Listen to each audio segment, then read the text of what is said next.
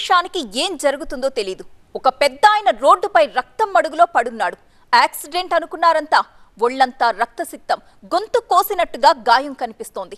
Shock లో ఉన్న అతడు ఏం చెప్పలేకపోతున్నాడు. సకాలంలో వైద్యం అందడంతో ముప్పు నుంచి తప్పించుకోగలిగాడు. తనపై దాడి చేసింది వాళ్లే అని చెప్పారాయన. ఇంతకీ ఎవరు వాళ్ళు? కామారెడ్డి జిల్లా నాగిరెడ్డిపేట మండలం రాఘవవరంలో దారుణం జరిగింది. నాగయ్య అనే వ్యక్తి నడి రోడ్డుపై రక్తపు మడుగులో కనిపించడంతో ఊరంతా షాక్ అయ్యారు. హుటాహుటిన అతన్ని ఆసుపత్రికి తరలించారు. సకాలంలో వైద్యం అందడంతో నాగయ్య కోలుకున్నారు. మరి అసలు ఏం జరిగింది? తనపై కొందరు వ్యక్తులు దాడి చేసి గొంతు కొయ్యబోయారన్నారు నాగయ్య. అయితే ఇది ఎవరి పని, ఎందుకని? నాగయ్య వృత్తిరీత్యా రైతు, నిరుపేద కుటుంబం. ఆయనకు ఓ కూతురుంది. దివ్యాంగురాలైన ఆమెపై ఇదే గ్రామానికి చెందిన కొందరు అఘాయిత్యానికి పాల్పడ్డ ఘటన అప్పట్లో సంచలనం రేపింది.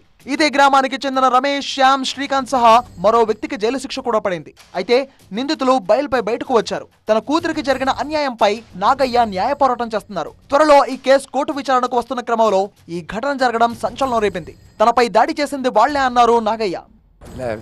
రమేష్, సాయిలు, శ్యామ్ ముగ్గురు బయటకు అనిపోయినట్టు వచ్చి రెట్ట పట్టారు.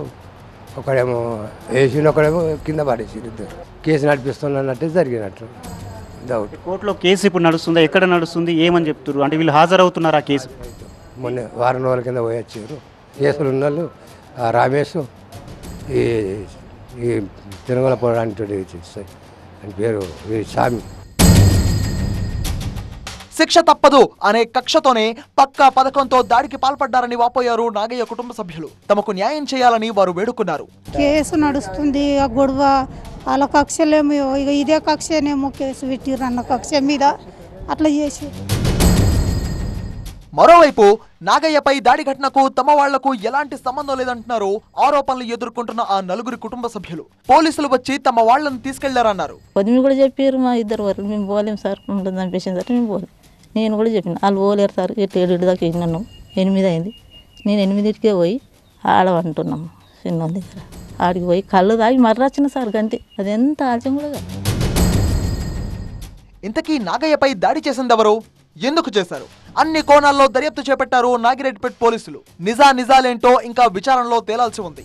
మొత్తం మీద పోలీసులు డీప్గా ఇన్వెస్టిగేషన్ చేసి విచారణకు సంబంధించిన వివరాలు వెల్లడించేంత వరకు కూడా అసలు ఈ విషయంలో ఏం జరిగింది అనేది స్పష్టత రాదు. మరోవైపు అటు నాగయ్య బాధితుడు మాత్రం ఆసుపత్రిలో చికిత్స పొందుతున్నారు.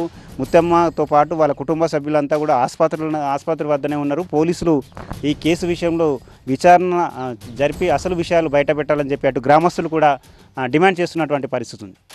ఇది మొత్తం మీద రాఘోపల్లిలో జరిగినటువంటి ఘటన. కెమెరా పర్సన్ అరవింద్తో దివాకర్, TV9 నాగిరెడ్డిపేట.